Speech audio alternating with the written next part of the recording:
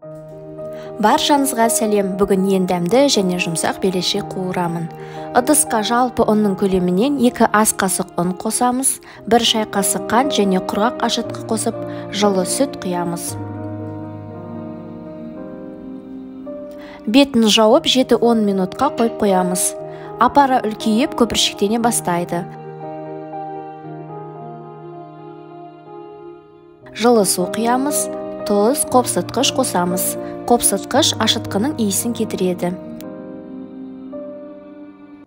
Енді біртіндеп ұн қосамыз.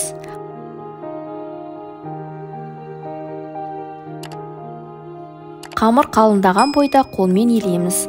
Ұнды асыра көп қоспаңыз, әйтпесе қатты қамыр болып шығады. Артық ұнды бірден алып тастаған жөн. Нәтижесінде дайын қамыр аздап жабысады, бірақ қолымыз таза болып шығады.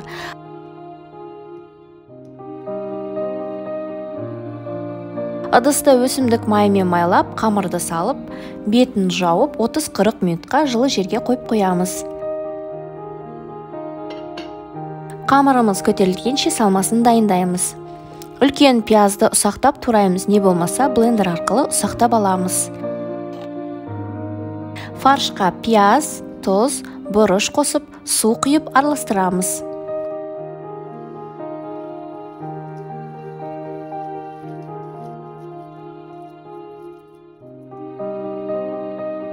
Жарты сағатта қамырымыз 2 есеге үлкейді. Қолымызды өсімдік майымен майлап, қамырды көп илемей 10 бөлікке бөлеміз.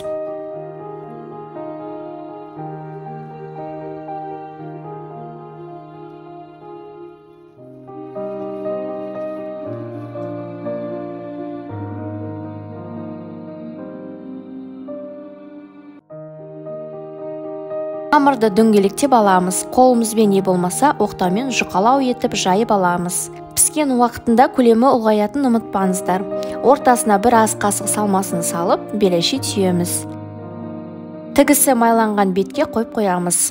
Осындай дөңгелек, жабық не болмаса дәстүрлі ортасына тесігі бар белеши түйеміз.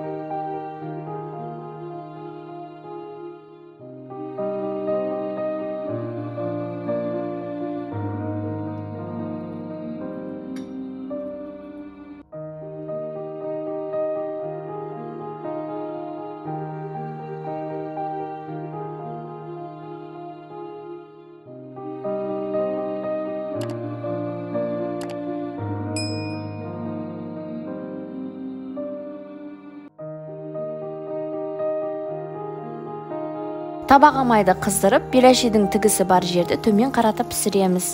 Бір жағын кішкене пісіріп алып, аударамыз. Осылайша бірнеше рет аударып аламыз. Осылайша белешиде үлкен көпіршіктер пайда болмайды және тегіс әрі әдемі болып шығады.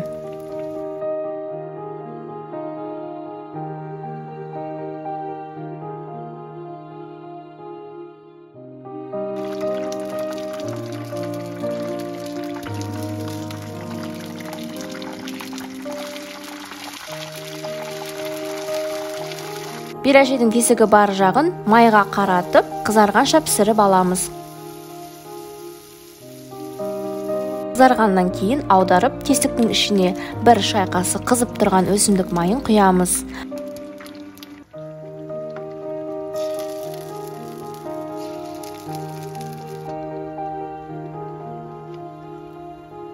Барлық белешилердің артық майының ағуы үшін қағаз орамалға төсейміз. Белешиіміз дайын, өте дәмді және көлемді болып шықты. Міндетті түрде жасап көріңіздер. Астарыңыз дәмді болсын. Каналға жазылып, ұнаса лайк басып, комментарий жазып, достарыңызбен бөлісіңіздер. Сіздермен бірге болған Әйгерім.